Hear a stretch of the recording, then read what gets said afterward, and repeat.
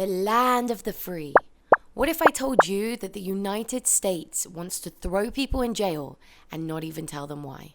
No trial, no charges explained, no lawyer appointed, no timeline for release, just you're detained and good luck. And before you say that could never happen here, I want you to understand that the only thing standing between that becoming a reality is a legal doctrine that most Americans have never even heard of: habeas corpus.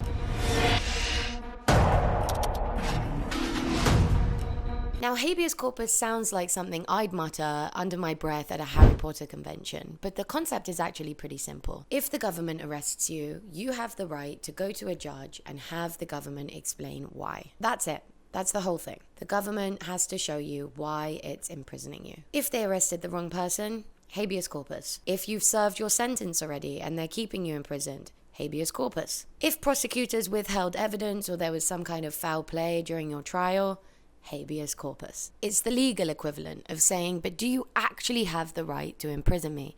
And the government has to explain why.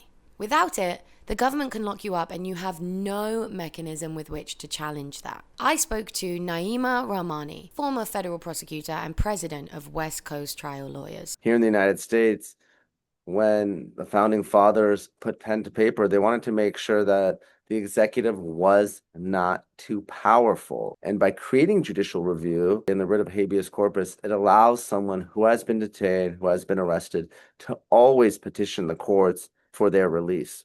The founding fathers were so serious about this right that they enshrined it into the Constitution, not as an amendment, but in the original text, Article 1. And they were extremely specific about the circumstances in which the writ of habeas corpus could be suspended: during times of rebellion or invasion, and only when public safety absolutely requires it. That's the bar. Countries that don't offer this right include North Korea, Iran, Russia, China, to name a few. So I'll just leave that there. And here's where it gets wild. Earlier last year, the Trump administration floated the idea of suspending habeas corpus in order to speed up deportations. And they weren't even quiet about their intentions. Well, the Constitution is clear. The privilege of the writ of habeas corpus can be suspended in a time of invasion.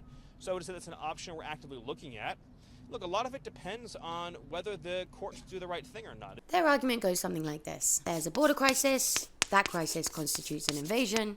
Invasion is one of the two things that allows suspension. Therefore, boom, no more habeas corpus. And problem solved. The courts are bypassed and deportations are accelerated. Now, a couple of issues with that. First, illegal border crossings had already hit their lowest level in 50 years by the time the administration were making this argument. Lowest in 50 years. That's the invasion they're describing. Second, and this is the part that gets buried, the administration had been firing immigration judges at the same time they were complaining that the courts were being too slow. They removed the people whose job it was to process these cases. And then they pointed at the backlog they created and used it as evidence to show that the system was broken and that the courts needed to be bypassed entirely. There's no question that the administration firing immigration judges, not hiring enough, has slowed down this process. So it's a huge mess. And I don't think necessarily one tweak or one fix will really remedy things.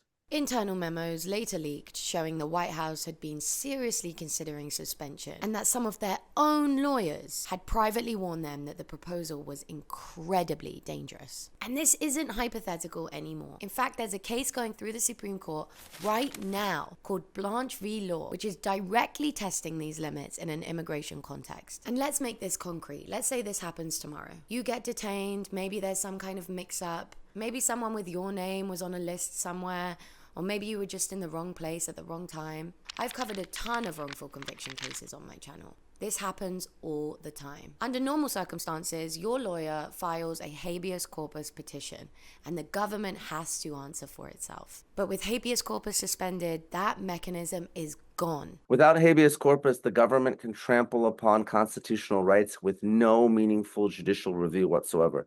It's dangerous precedent and something that should be avoided at all costs. Now, here's what makes this historically extraordinary. In the entire history of the United States, 250 years, habeas corpus has only been suspended 4 times. 4.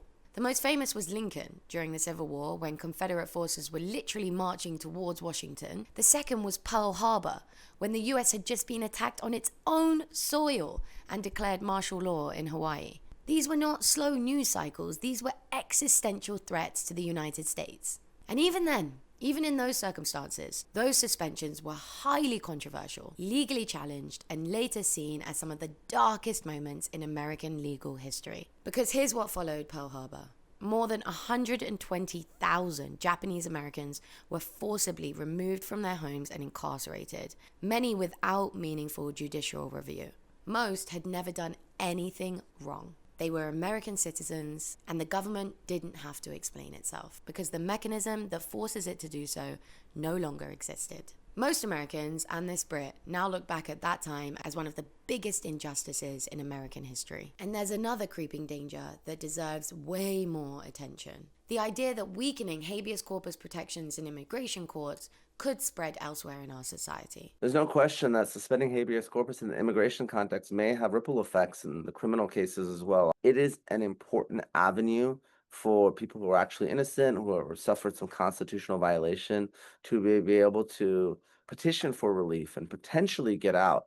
And look, I'll be honest with you, because I always am on this channel. Courts will probably block this. The Constitution is fairly clear about the conditions needed to suspend habeas corpus. In fact, lawyers are already fighting it behind the scenes. And I'm not here to tell you the sky is falling tomorrow. What scares me is something more subtle. And I think it should scare you too. The Founding Fathers didn't restrict habeas corpus suspension because they trusted future presidents to be reasonable about it. They restricted it because they knew eventually a president would come along who wasn't. They built the guardrails into the document precisely so that the question, should we suspend habeas corpus because we find the courts inconvenient, could never become mainstream. History isn't full of democracies that collapsed overnight. They eroded through a series of emergency measures that seemed reasonable in isolation, until the institutions designed to check power found they no longer had the tools to do it. Habeas corpus is old, unglamorous. If it wasn't for Legally Blonde, most people wouldn't even know how to pronounce it. Well, due to habeas corpus. But it is the reason the government has to look you in the eye and justify why it's detaining you. When that becomes optional, when the government no longer has to justify why it's detaining you, we end up with a country far different than what we were promised. And the really uncomfortable truth, by the time most people notice the right is gone, it will be too late to get it back. So what do you think about habeas corpus? Do you care? Do you not care? Do you think it's irrelevant? I genuinely want to know. Let me know in the comments. And in the meantime, habeas corpus.